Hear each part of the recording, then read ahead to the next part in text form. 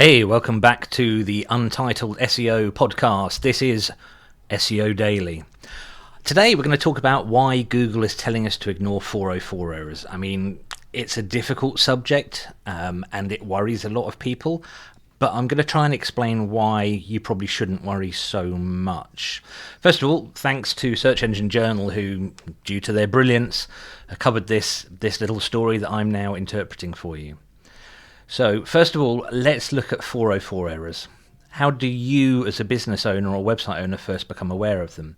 It might be because you've run an audit using Screaming Frog or Semrush or Ahrefs or whatever, and big alarm bells have rung saying, you've got 404s. Hey, let's go back a step. What is a 404? I think most people know, but it's when you click something and don't get what you're expecting. You get a 404 page. So you might see these first of all in SEO audit results and gone, oh my goodness, this looks really bad. And yes, you should fix them because they do affect usability. And if people don't like using your website, then Google kind of know about that and they're going to think less favorably of you. There's no penalties, but it just means, this might not be the best website to send people to. But there's another type of 404s which can be a real head scratcher. The ones you're used to seeing are hopefully ones where you've had a page called like SEO.io/yup, and you changed it to /yip and forgot to update the links throughout your website. So you look at that page and go, oh no, I did do that. That needs to be fixed. The more confusing type of 404 errors are ones where you look at the 404 report and it's something completely bizarre, like SEO.io/big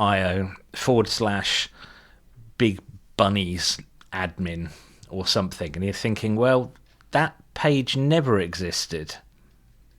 And you might see this if you're running a 404 monitoring plugin in WordPress, which is a good idea. And you might think, well, that was never a page. Then as you look down the list, you'll see lots of admin variations or question mark and then a string of things. That's hackers. It's not hackers picking on you particularly, it's just hackers with software that scans hundreds of millions of websites, probably daily. And those 404s, those link requests from your website, is hackers trying to find vulnerabilities. So keep your plugins up to date, install a firewall like WordPress or something, and you can pretty much ignore them. But if your website's been around a long time, you might want to look carefully because you might have some really, really good links from external sources that might be years and years old, and these people are hitting a 404. So fix those ones. First of all, fix those ones. The other, not the weird ones, the relevant ones, the other 404s, which, if I'm honest, when I first saw them, was a bit of a head scratcher for me, are the 404s that you see listed in Search Console. Google Search Console, you go to your indexing report, and there's lists of reasons why pages aren't indexed, and one of them is 404 not found. And when you look at those, you see things again that don't exist or probably didn't exist. So that means somewhere someone is linking to you and doing it wrong. Again, these are kind of out of your control. So my gut instinct, based on my experience of working with Google products, is that you probably don't have to worry too much about them, but the Search Engine Journal article I'm going to link to kind of confirms that. So, as is often the way in the world of so that's my mouse moving around, is as often the way in the world of SEO reporting, someone at Google said something. Right, so somebody asked Google, is the number of 404s on my website related to my rankings dropping?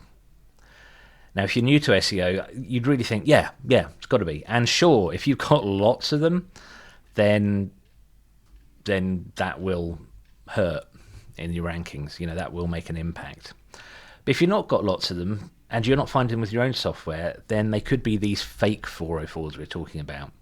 And a guy called Gary Ellis at Google said this, and I'm quoting verbatim: fake 404s that Googlebot might have crawled cannot reasonably attributed to a ranking drop. It's normal to have any number of 404s on a website and you don't have to fix them.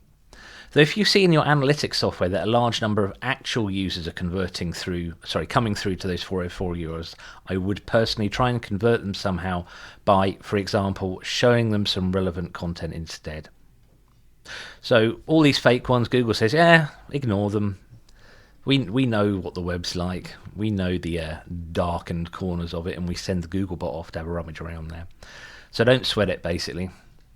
But if you've got 404s that are your fault, fix them. The thing about 404 showing up in analytics or any kind of tracking software and converting those people, that's a really good point.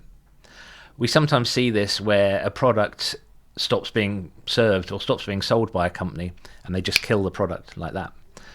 If you're going to do that, don't just kill the product. You should either redirect to a blog post explaining why you're no longer stocking that product, or just redirect it to a similar product or something. I prefer the, hey, we're not selling this anymore approach, because it gives you the opportunity to sort of explain why another one of your products might be a better choice, or why the product's been superseded. You know, it gives you an opportunity to carry on selling.